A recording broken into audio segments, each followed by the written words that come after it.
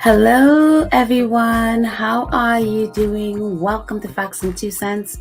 This is Petal. Hope you are well. Hope everything is fantastic on this beautiful Monday.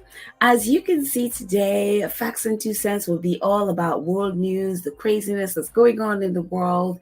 We take a little break sometime from royal news and focus on things that are going on in the world that are important, that we all kind of need to know.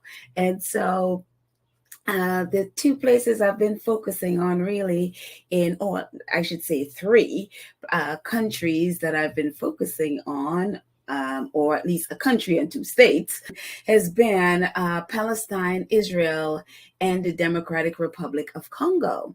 So it's really wild because, again, I'm learning a lot of this stuff. I had no idea, especially with the Democratic Republic of Congo, what was going on there. And so this is new stuff that I am learning. So I figure I will share it with you. And some of the things are very much like, what? What is happening? I feel like there are times that I'm reading this stuff and it's like my mouth is dropping open, because it is a large world, but such a small world, and the connections are ridiculous. And so the episode that I posted about the Democratic Republic of Congo, we talked about there was this attempted coup like 3 Sundays ago. And the coup attempted to basically take out the current president, Felix Tshisekedi. That's him in the blue suit at the top there. And the person leading the attempted coup was Christian Malenga, who is a Congolese American, or at least he may be an American citizen or have a American green card. The Immigration Department still hasn't confirmed, at least not that I know of, whether he is an American citizen just that has dual citizenship or just a Congolese citizen with an American green card. Either way, he has lived a lot of his life in the U.S., as a family in the U.S., as a son who is also in the U.S. They lived in Utah. But when he attempted this coup 3 weeks ago in the Democratic Republic of Congo, his home country, he took along his 20-year-old son and one of his son's high school friends. And as we recounted in the last episode, I did on Congo, Christian Malenga, that's him at the bottom there, he was killed, and his son, his son's high school friend, and also a best friend of Christian Malenga, are now arrested. I've been trying to flee. When all of this fell apart, this failed coup fell apart, they tried to flee and they were arrested by Congolese police or military, whatever. But again, Christian Malenga, he was killed. And so when this whole thing happened, there was this long thread by this X account called Congo is Bleeding. And basically, the press gave their account but this thread had detailed account and photos and videos about what happened 3 weeks ago. And so the last episode, we recounted this. That's Christian Malenga there. They were doing a Facebook Live of this coup. I don't know whose idea that was, but he was doing it. And then in the second post in there, you can see that's him, his son, actually, Christian Malenga's son, and also his best friend from one of his besties from high school, who he brought along under the pretense of seeing other countries. And now he accepted, they were there, ended up being part of the coup, and now are sitting in Congolese prison. His friends' family say they have no indication that their kid is alive. They're not kid. He's a 21-year-old. So he's not a kid. He's a man. He knows right from wrong. They both are. They're not children. They are 20 and 21 years old. And they knew right from wrong. And they went there. And now they are both sitting or may not be alive. Who knows? The families don't know. They don't have any indication that they are alive. But as of the 19th of May, they were arrested and put in prison. one of the people, and we also talked about one of the people that was also arrested with Christian Malenga's son and his friend from high school, is this gentleman, Benjamin Reuben Salman Pullen. And he is an American. He's American Israeli, I should say, and also someone from the UK, which I still don't know who that person is, but a UK resident, British citizen, was also arrested. So this is Benjamin Reuben Pullen's passport that the Congolese officials put out there online so people see who it is, that this American Israeli that was arrested. He has an American passport here. And one of the interesting things about Christian Malenga's relationship with Benjamin Reuben Zalman Pullen is apparently the connections that Christian was able to make. Apparently, we talked about in the last episode where Christian Malenga, he tried to run for office in Congo.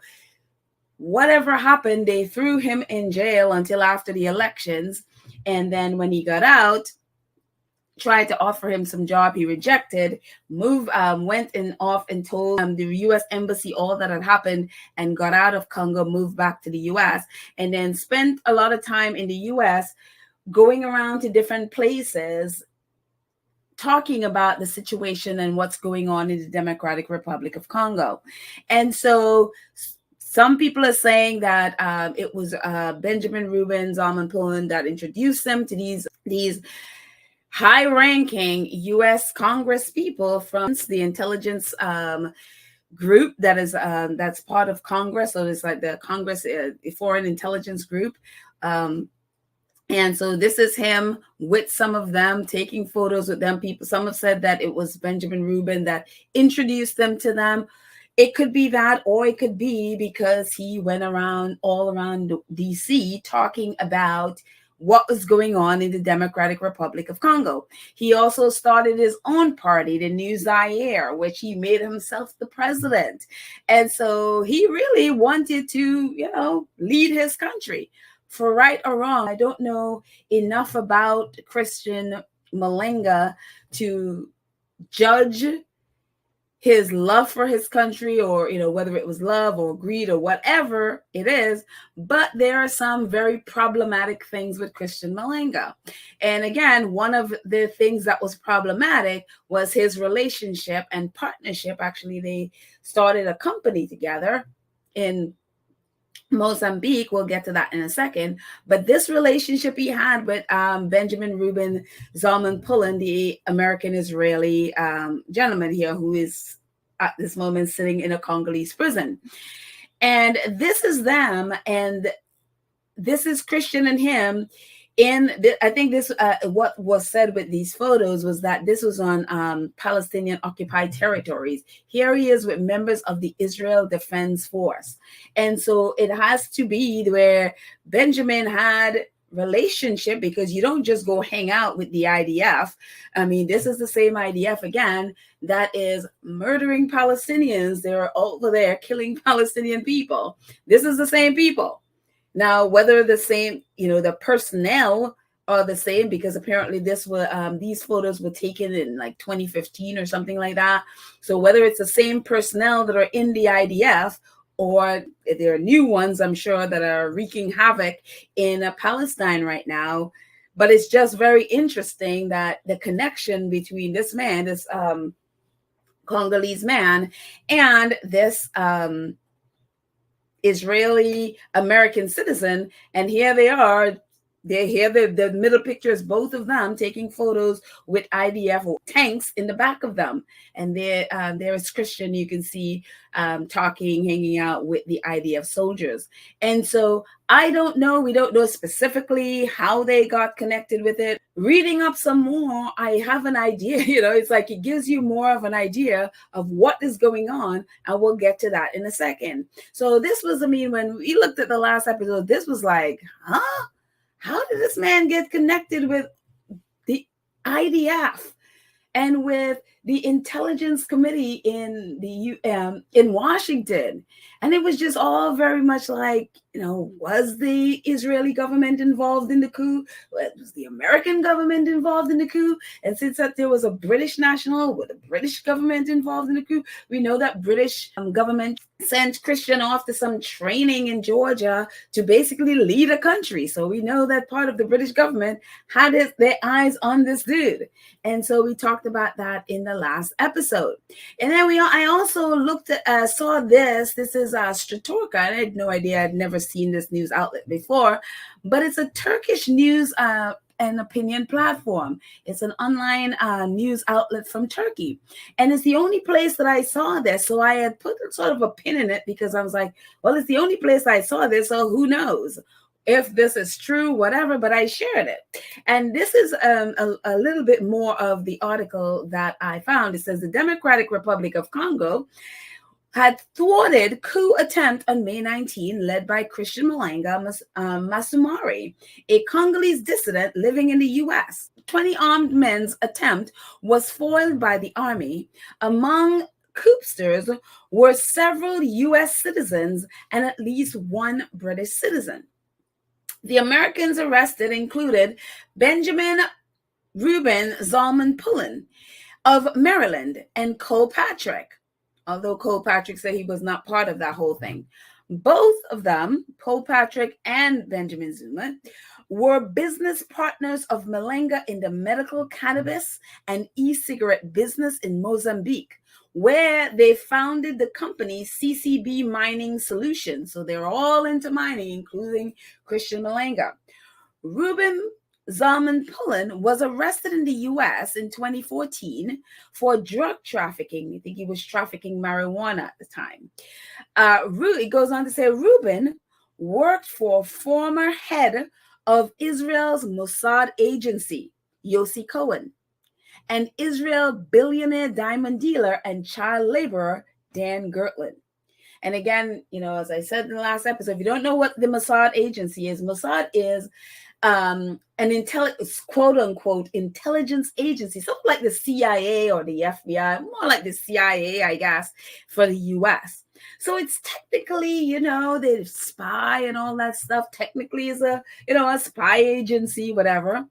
But the Mossad has also been accused of atrocities all around the world, including murder, bombings, blackmails, all kinds of atrocities. Well, the Mossad is, supposedly sort of a legit agency like the CIA. But the Mossad has been involved and has been accused of being involved in some of the most heinous crimes. And so Benjamin Zalman Pullen used to work for the former head of the Mossad agency, Yossi Cohen. And he also worked with Israeli billionaire and diamond dealer and child laborer Dan Gertler. And who's Dan Gertler? As they said, he's a billionaire. He owned several mines in the Democratic Republic of Congo. And he was so corrupt and he was looting the country of millions and millions of dollars. So corrupt that even Israel's partner in crime in so many things, the United States, sanctioned him. And they sanctioned him, and so no American company was allowed to do any business with him. They also froze his assets from international assets from around the world. We're going to do a whole episode on Gertler, this whole thing, because I don't want to get away from the main point with this. And so we'll do a whole episode. So we'll talk about Dan Gertler and the mess of his owning mines. And also, as it says, he is a child laborer. We talked about last episode, but all of these mine owners who employ children for a couple of dollars a day and abuse them, and kids are dying in these mines. We'll do a whole episode on Dan Gertler and the mess of what's happening and the collusion with the governments of the Democratic Republic of Congo. If you want to know why Congo is the way it is, look at these people, look at the mess, and look at the relationship that Israel has in these mess. But moving on, but hold on to these names. Yossi Cohen, the head of the Mossad agency, and Israeli billionaire and diamond dealer and child laborer Dan Gertler. So Yossi Cohen and Dan Gertler, because we're going to come back to these two very people in a few minutes. So moving on, one of the things, and again, we're talking about the connections.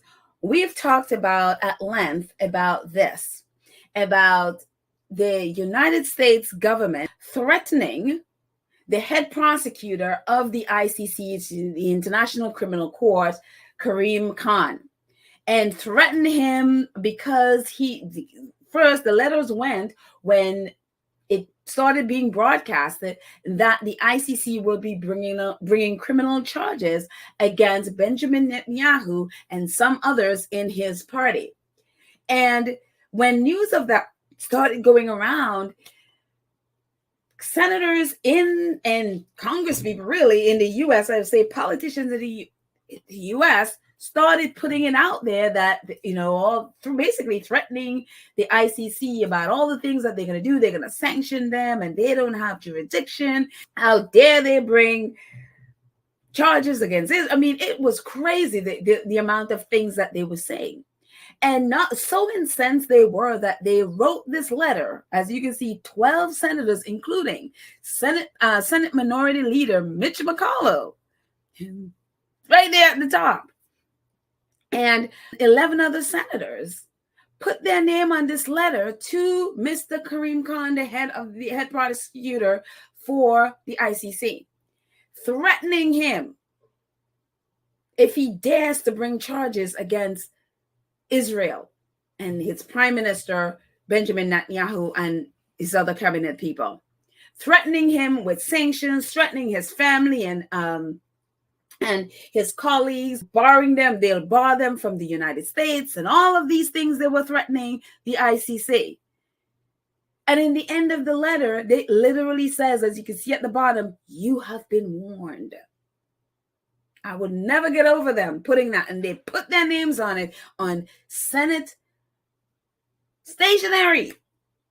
And so at the time when we recorded that, when I was talking about that, I had no idea that they had done it to South Africa's foreign minister, Maledi Pandor. And so in the last episode with Israel, I talked about that, about they doing the same thing and sending her the same letter. She said that in a press conference, that the same letter that Karim Khan got, she got the same letter, basically threatening her. How dare you? Because as we remember, South Africa has been at the forefront of bringing the case against Israel. And now several other countries have joined South Africa, bringing the case against Israel to the ICJ, which is the International Court of Justice at The Hague. So the same letter went out to threaten her. And so we talked about that in the last episode. What I didn't know, and this again, I am reading this stuff and I am floored. What I didn't know and I didn't realize at the time was that there's precedence for this. There is precedence for threatening the ICC. And I am like, are you serious? I can't believe this. And yes, there is.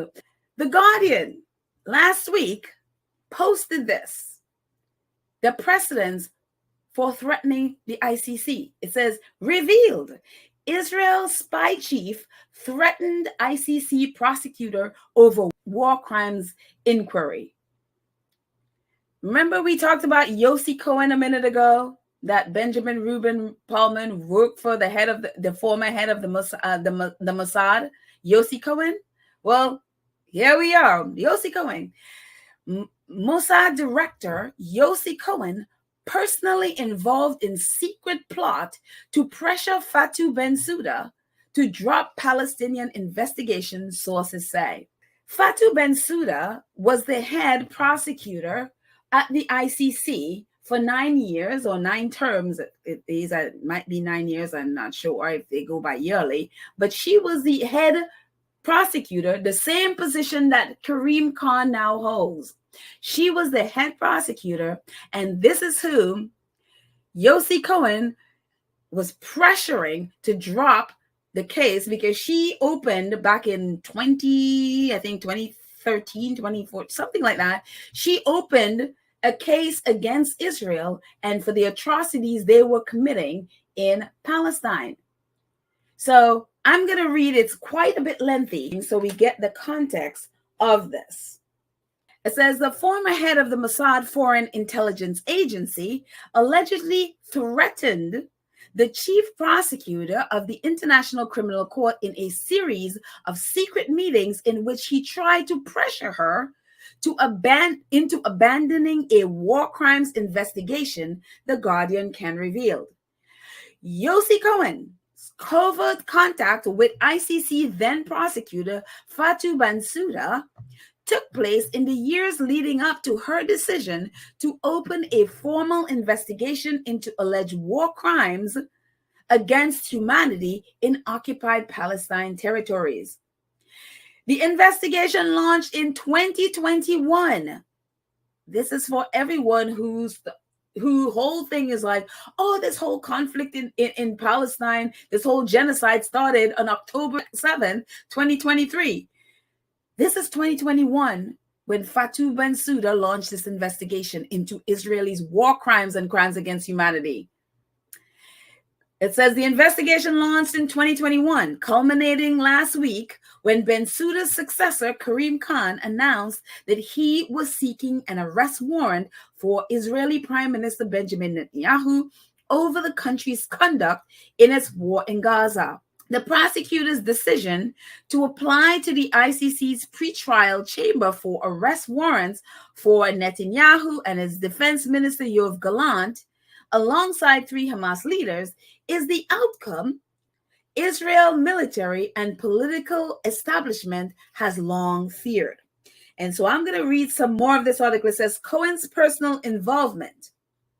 This is Yossi Cohen, same guy who Benjamin Pullman worked for. Cohen's personal involvement in the operation against the ICC took place when he was the director of the Mossad. His activities were authorized at a high level and justified on the basis the courts posed a threat of prosecution against military personnel, according to a senior Israeli official. Another Israeli source briefed on the operation against Bensouda said the Mossad's objective was to compromise the prosecutor or enlist her as someone who would cooperate with Israel's demands. A third source familiar with the operation said Cohen was acting as Netanyahu's unofficial messenger. Cohen, who was one of Netanyahu's close allies at the time and is emerging as a political force in his own right in Israel, personally led Mossad's involvement in an almost decade-long campaign by the country to undermine the court. 4 sources confirmed that Bensouda had briefed a small group of senior ICC officials about Cohen's attempts to sway her, amid concerns about the increasingly persistent and threatening nature of his behavior. 3 of those sources were familiar with Bensouda's formal disclosure to the ICC about the matter. They said she revealed Cohen had put pressure on her on several occasions not to proceed with criminal investigation in the ICC Palestine case. One individual briefed on Cohen's activities said he used despicable tactics against Bensouda as part of an ultimate unsuccessful effort to intimidate and influence her. They likened his behavior to stalking.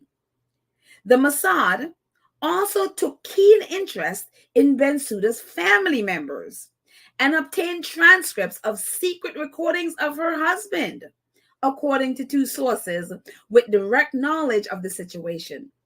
Israeli officials then attempted to use the material to discredit the prosecutor.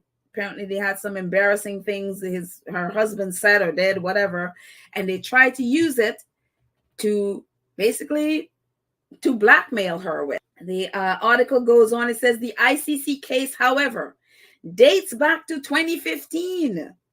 Again, for those of you who want to claim that this all started on October 7, 2023. The ICC case, however, dates back to 2015 when Bensouda decided to open a preliminary examination into the situation in Palestine. Short of a full investigation, her inquiry was tasked with making an initial assessment of allegations of crimes by individuals in Gaza, the West Bank, and East Jerusalem.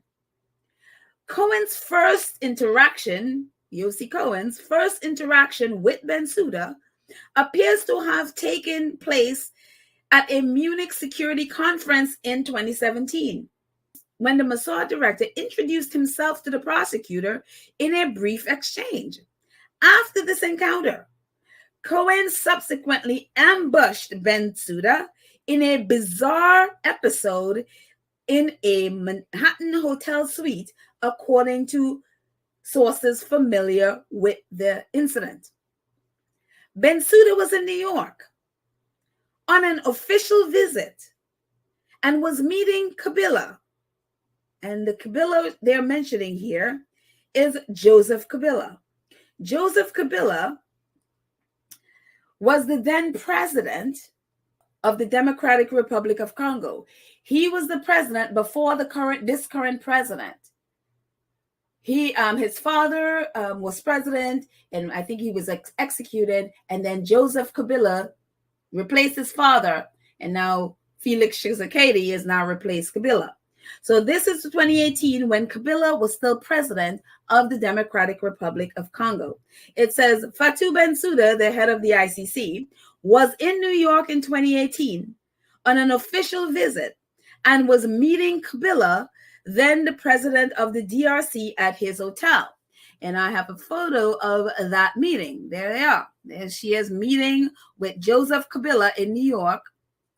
The article goes on to say, the pair had met several times before in relations to the ICC ongoing investigations into illegal crimes committed in his country. The meeting, however, appears to have been a setup. That's right, a setup. At a certain point, after Bensouda's staff were asked to leave the room, Cohen, as in Yossi Cohen, entered, according to three sources familiar with the meeting. The surprise appearance, they said, caused alarm to Bensouda and a group of ICC officials traveling with her. Why Kabila helped Cohen is unclear, but ties between the two men were revealed in 2022 by Israeli publications The Marker, which reported on a series of secret trips the Mossad director made to the DRC throughout 2019.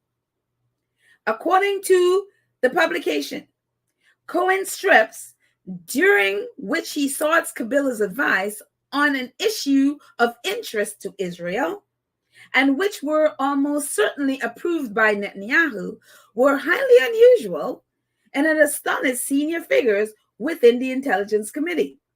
Reporting on the DRC meetings in 2022, Israeli broadcaster Can 11 said Cohen's trips related to an extremely controversial plan and cited official sources who described it as Israel's most sensitive secrets.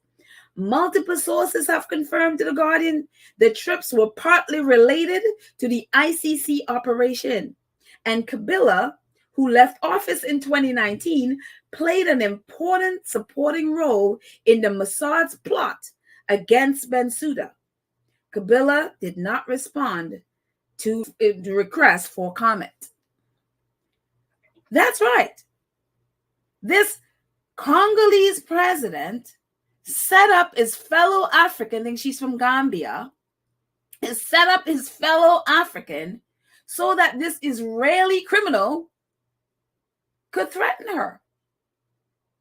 That's right. There's a black man set up his fellow African, a black woman from Gambia, the ICC then top prosecutor. He set her up to be threatened, harassed, stalked by this Israeli spy. Think about that for a second. If you want to understand why things are so bad in African countries. This man sold out his own people. And yes, you can say, okay, DRC and Gambia are two different, but they're all Africans, they're all Black people. He sold her out. So for her to be threatened by this Israeli. Unbelievable. Moving on, we'll talk too about Joseph Kabila in another episode, where he is, when he left office and he's a billionaire. Talk about those relationships with Israel. He is now a billionaire, left office with billions. And, there are leaks that came out for all of his allegedly nefarious money with looting money out of his own people. It's a whole other episode. We'll get to that another time, but we'll stay on this. It says, after the surprise meeting with Kabila and Bensouda in New York, Cohen repeatedly phoned the chief prosecutor and sought meetings with her, 3 sources recalled. According to 2 people familiar with the situation, at one stage, Bensouda asked Cohen how he had obtained her phone number, to which he replied, "Did you forget what I do for a living?" Initially, the sources claimed the intelligence chief tried to build a relationship with the prosecutor and played good cop in an attempt to charm her. The initial objective, they said, appeared to have been to enlist Bensouda into cooperating with Israel. Over time, however, the tone of Cohen's contact changed, and he began to use a range of tactics, include threats and manipulation. An individual briefed on meetings said, this prompted Bensouda to inform a small group of senior ICC officials about his behavior. Between the late 2019 and early 2021, the sources said there were at least 3 encounters between Cohen and Bensouda, all initiated by the spy chief. His behavior is said to have become increasingly concerning to ICC officials. A source familiar with Bensouda's account of the final 2 meetings with Cohen said he raised questions about her security and that of her family in a manner that led her to believe he was threatening her. On one occasion, Cohen said to have shown Bensouda copies of photographs of her husband, which were taken covertly when the couple were visiting London. On another, according to sources, Cohen suggested to the prosecutor that a decision to open a full investigation would be detrimental to her career. Between 2019 and 2020, the Mossad had been actively seeking compromising information on the prosecutor and took an interest in her family members, including, as I mentioned earlier, her husband. The diplomatic efforts were part of a coordinated effort by the governments of Netanyahu and Donald Trump, that's right, Donald Trump, in the U.S. to place public and private pressure on the prosecutor and her staff between 2019 and 2020. In an unprecedented decision, the Trump administration imposed visa restrictions and sanctions on the chief prosecutor. The move was in retaliation to Bensouda's pursuit of a separate investigation into war crimes in Afghanistan, allegedly committed by the Taliban and both Afghan and U.S. military personnel. However, Mike Pompeo, the then U.S. Secretary of State, linked sanctions package to the Palestine case. It's clear, according to Mike Pompeo, it's clear the ICC is only putting Israel on its crosshairs for nakedly political purposes, he says. Months later, he accused Bensouda, without citing any evidence, of having engaged in corrupt acts for her personal benefits. And the U.S. sanctions were rescinded after President Joe Biden entered office. That's right. They banned her from the U.S., restricted her visa. They banned any company in the U.S. from working with her, all to get her to drop her case against Israel. And she was also, again, opening case against the United States. And it is, it is crazy. It is crazy to see all of this was happening long before October 7th. And to see the involvement of the Democratic Republic of Congo in setting her up, setting the Mossad on her to personally threaten her and her family. And then you have the United States involved in this. And in that case, Donald Trump chiming in and sanctioning her for having the audacity. And you notice the people doing a lot of this, holding countries accountable, have been Black and brown people. And you notice the response for the white leaders around the world out there going after them. And now, they've gotten Black leaders in Africa doing the same thing.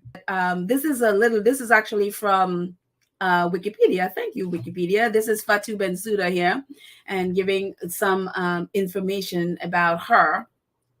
Fatou Bensouda, 31. She is from Gambia. She's a lawyer and prosecutor from Gambia, and she's a lead prosecutor at the criminal court, ICC, the International Criminal Court. And she also served on the Gambian High Commission to the United Kingdom. And a little bit at the bottom where the arrow is down there, it talks about on the 2nd of September 2020, in the middle of COVID, while the world was focused on COVID, Bensouda was named, quote unquote, a specially designated national by the United States government under Trump administration, forbidding all U.S. persons and companies from doing business with her. The Biden administration reversed course on the 2nd of April 2021 when Biden revoked the EO 13928, removing Bensouda from the SDN list. The U.S. Secretary of State released a statement calling the previous sanctions inappropriate and ineffective, but still restated that Washington will continue to strongly opposing any ICC actions relating to Afghanistan and Palestine situation. Biden took off the sanction, but they're still threatening the ICC, still threatening, including Secretary of State Blinken, who is, again, the top diplomat in the Biden's administration. He is literally working with Republicans to come up with to sanction the ICC for daring to bring criminal charges against Israel. Back to the article and from the Guardian. Guardian did an incredible job with that article. Haaretz is one of the, I guess it's probably one of the oldest, but one of the top news outlets in Israel, apparently had this story about Yossi Cohen and Dan Gertler and Joseph Kabila and Benjamin Netanyahu. You see them in the pictures up there. Haaretz apparently had the same story way back in 2022. They were about to break this story back then, but the Israel government threatened them and they didn't break it. So when Guardian broke it, Haaretz then came in and verified what the Guardian says and then shared about what happened to them when they tried to break the story back in 2022, 2 years ago. It says how Israel's security nixed Haaretz's report into alleged Mossad extortion of International Criminal Court prosecutor. This week's report in The Guardian revealed how then Mossad chief Yossi Cohen tried to disrupt an investigation by the then International Criminal Court prosecutor Fatou Bensouda. In 2022, Haaretz was about to publish details of the affair, but security officials thwarted it. The revelation could not have come at a worse time for Israel. The investigation this week by Britain's The Guardian newspaper revealed an alleged extortion operation led by then Mossad head Yossi Cohen against then International Criminal Court prosecutor Fatou Bensouda. About 2 years ago, Haaretz was about to reveal the affair, but an Israeli security official blocked the publication. Now the affair has been exposed at a difficult time for Israel. One of the investigation's key finding would have been known to readers of Haaretz a long time ago if Israel was a democratic state as it claimed to be. Israel's official denies the claim. The Prime Minister's office told The Guardian that the allegations are false and unfounded, of course, and meant to hurt the state of Israel. However, Israeli officials not only confirmed the main findings of the first part of the investigation, which was learned by Haaretz back in 2022, but also that the Israeli government official had used emergency powers to prevent the story from being published. And so Haaretz kind of give us an inside of what happened. The article goes on to say, it was also reported that Joseph Kabila, the former president of the Democratic Republic of Congo, was allegedly recruited as an agent for the extortion operation against the prosecutor. Among other things, the investigation said the meeting between Kabila and Bensouda in New York served to create an ambush for a surprise meeting between Yossi Cohen, and Fatou Bensouda, in which a threatening message was conveyed. These are other clips from the article. It says, in May 2022, Haaretz had hoped to publish this exact headline, that Israel acted to extort the prosecutor through the Mossad as part of an operation directed and personally led by Cohen. During the course of an investigation that lasted several months, Haaretz searched for an answer to the question of what the former head of the Mossad was seeking in 3 visits to Congo in 2019, accompanied by billionaire Dan Gertler. Yes, the same Dan Gertler, the billionaire guy who has all these mines that ripping off by the millions Congolese, who was also involved in the dubious operation. According to sources who spoke to Haaretz, Gertler even made his private plane available to fly Cohen to the African country. The answer, according to several sources, was that Gertler and Cohen traveled to meet Kabila as part of an operation whose goal was to recruit or extort the ICC prosecutor as she moved against Israel. At the beginning of 2022, this is reporter Gur Megiddo, says, at the beginning of 2022, 2 years ago, I attempted to contact the former prosecutor through a third party who knew her. Bensouda never responded, but after the attempt, when I wanted to publish the story, my phone rang. And on the other end was the voice of a senior Israeli security official. Can you come to see me tomorrow? He asked. At the entrance of the senior official's office, I was asked to deposit my mobile phone to prevent me from recording the conversation. In the room, another senior official from a different security agency was waiting for me. The conversation began with the words, "We understand you know about the prosecutor." It was a polite conversation, a polite threat. The tone was calm, the content much less so. I was explained that if I published the story, I would suffer the consequences and get to know the interrogation rooms of the Israeli security authorities from the inside. I argued against the use of security powers to prevent the publication of information whose harm is not security related, but rather reputational in nature, but to no avail. In the end, it was made clear to me that even sharing the information with my friends abroad, referring to foreign media outlets, would lead to the same results. In May 2022, Haaretz reported on the highlights of Cohen's trips, including entanglements with the former Mossad head with authorities there, and the circumstances of his expulsion from the country. The fact that the trips were part of an operation to extort or recruit the prosecutor and disrupt proceedings in The Hague was omitted. So this is what the Haaretz is saying.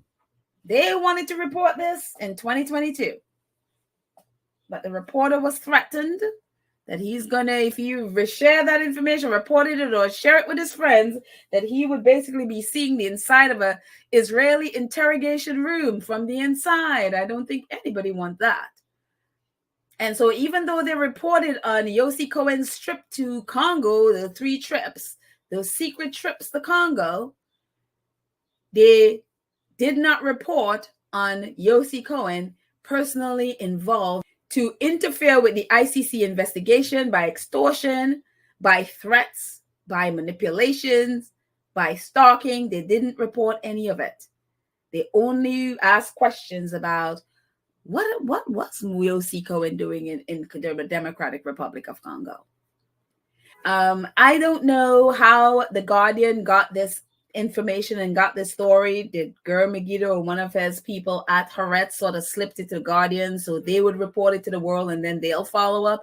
Don't know how he got it, but I'm glad it's out there and expose the fact that not only is the U.S. threatening it, but specific detailed accounts of Israel. And so we see again the connection with the United States and Israel. And they're doing the same, against the ICC and prosecutors of the ICC. And again, both prosecutors, Black and brown people. Then you think of the foreign minister of South Africa, Black woman. Because they've been able to buy the likes of Joseph Kabila, they assumed that they could buy this woman as well. And so in spite of their attempts to do everything in their power to extort, or to extortion or threats or blackmail or whatever, the case went ahead. She didn't fall for it. And now Israel, the thing that they did all of this to prevent, now Benjamin Netanyahu is charged as a war criminal. So kudos to Fatou Bensouda and Karim Khan and all the team at ICC for not allowing Israel and the United States, because again, we saw Trump jumped in there and sanctioned her for daring to investigate these war criminals and possibly to investigate the U.S.'s actions in Afghanistan and probably Iraq as well. So they're basically all just trying to cover themselves and cover each other, because I'm sure Israel knows about what the United States did in Iraq and in Afghanistan. And so this whole, again, when you think of Congo, it's just like it boggles the mind, the connection between all of these countries. And in any time you see, and again, as I said before, anytime you see these kind of conflicts, just know for sure that the U.S., the UK, and Israel are all up in the mix. I had no idea this was there until I started reading this up. No idea. And to see that, now I'm not surprised at all. I expect now that anytime I read about these things, that these are the people that would be, this is like the common denominator of the war, the conflict, the poverty, the literally raping a nation of its resources. I expect to see the US, Israel, the UK, and China right in there along with it. And all of these are in play in the Democratic Republic of Congo. And all of this stuff with Israel and the US in play in attacking and threatening the International Criminal Court. It is unreal, but Black women, man, Black women. We need more Black women in law. We need more Black women in criminal justice. We need more Black women and Black men, but I'm telling you, Black women is who's saving the world. Milady Pandor, the other day, she said this. She was, I guess, a press conference. I love this woman. She is fierce. Again, the reason why that court case is at the ICJ against Israel, so many countries have joined in the case against Israel for war crimes and crimes against humanity, is because the South African foreign minister, she is the one that pushed and pushed to get it there. She is the one. And I'm telling you, this woman is fierce. So Anand Bertrand says, South Africa Foreign Minister Naledi Pandor. This is what she says. He says, Speaker Johnson, which is Johnson, who is the Speaker of the House or the Congress in the United States. Speaker Johnson said that if the ICC is allowed to threaten Israel's leader, then we know that America will be next. And she says, our response is, of course. I love her. I love her. She's like, yes, of course, you will be next. And so Jerusalem Post is reporting, America is next. South African minister says countries aiding Israel liable for ICC prosecution. And so they should be. So they should be. And so this was, a couple of days ago, that's what they posted, because she's like, if you're going to be aiding and funding Israel, then you should be brought up on war crime charges. Any other country doing it would be brought up on war crime charges. America and the other Western countries like the UK, Germany, Italy are no different. But as we said in the last episode, one of the things that was told to Karim Khan by a leader is the ICC wasn't made for white leaders, those very good white leaders. It was created for African countries and for people like Putin, who is so bad that you can liken him to one of the black leaders in Africa.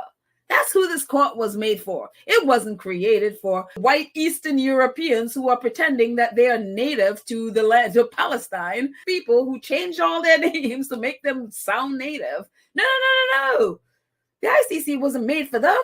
They weren't made for these good Christian Zionists in the U.S. and these really good ones in the UK and the Christian Zionists in the UK and Germany and wherever else they are. No. The ICC, the International Criminal Court, weren't made for these good people. Never mind that they're the ones that are destroying nation after nation after nation, spreading their version of democracy. Oh, no, that's not what the ICC was for. The ICC was creating for those lowly black folks. We have to keep them in check. Us good white folks have to keep those nations that we are bombing and destroying in check. That's what the ICC for. How dare you come after you black people and brown people trying to come after us white folks? Oh, no. This is their behavior. How dare them? Look at Trump's. Look at his behavior. The people that got Trump convicted, black people, black woman, black man in New York. If it wasn't for them, Donald Trump, none of this would have stopped. Because we've seen prosecutor after prosecutor let Trump slide. People who were in power who could have done something, i.e. Robert Mueller's of the world, completely allowed Trump to get away with his crimes. And it took black prosecutors to step in there and got the conviction that he now has. 34 of them, black people. And that's why we need black folks in law enforcement. We need black people because there will never be justice. Old rich white people will never hold old rich white people to account. Never. Not even the young ones will do it. They will never hold them to account. Only black people, especially black women, will stand in the gap and hold them to account. So all of you black kids, get into law. The world needs you. The world needs you. So anyways, that's it. That's all I got. Thank you so much for watching. Thank you to our awesome moderators, Church Nelly, Lydia, Church Nelly, Karen M, Cookies and Cream, Black Queen. You are amazing. Thank you so much to our 2 cents crew who support the channel on a monthly basis. Again, this isn't royal stuff today, but it is important stuff that we need to learn about. So, but thank you all of you who supporting the chat, PayPal, Cash App. Thank you so much in every way for your support. I appreciate it. Thank you guys. Have a fantastic day. Bye.